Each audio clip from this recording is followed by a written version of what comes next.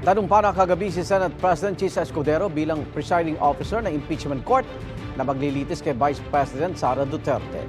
Si Senador Robin Padilla naman naghain ng resolusyon para ibasura ang impeachment case laban sa bise dahil patapos na ang kasalukuyang Kongreso. May unang balita si Rafi Tima. I, Francis Chis G. Escudero. Bukas pa nakatakdang mag-convene ang Senado bilang impeachment court pero kagabi nanumpa na bilang presiding officer si Senate President Chis Escudero. Mamaya naman manunumpa ang iba pang senador bilang miyembro.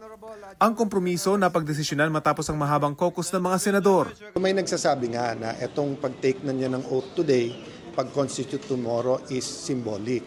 But nasabi nga nung ibang mga senador na it's more than symbolic, di ba? Kasi once na ma-constitute yan, tuloy-tuloy na. Pero I have to admit, one reason na hinati-hati yan is because there's 23 of us and we couldn't agree. So we had to have some sort of meeting of minds. Bago nito, bumaba sa Senate floor sa Senate President Chis Escudero para ipaliwanag ang kanyang posisyon kung bakit sa Miyerkules pa sila magko-convene bilang impeachment court.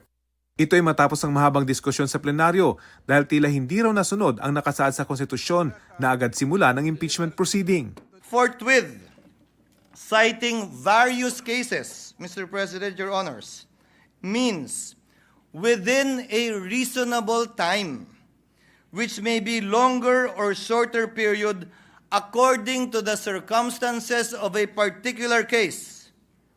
It means it is elastic in nature and varies with every case. Mamaya inaasahang magpapatuloy ang debate kung pwede bang ituloy ang impeachment proceeding mula sa 19th patungo sa 20th Congress. Inaasahan ding magsasalita ang isa sa mga kalyadong senador ni Vice President Sara Duterte na si Senador Ronald Bato de la Rosa. Si Senador Robin Padilla naghain ng resolusyon para ibasura ang impeachment laban sa bise. Nakasaad sa Senate Resolution 1371 na mag-a-adjourn sinidye ang Kongreso sa June 13 at matatapos lahat ng proceedings kabilang ang articles of impeachment laban sa bise. Dahil hindi raw ito matatapos ng 19th Congress, dapat i-consider na itong terminated.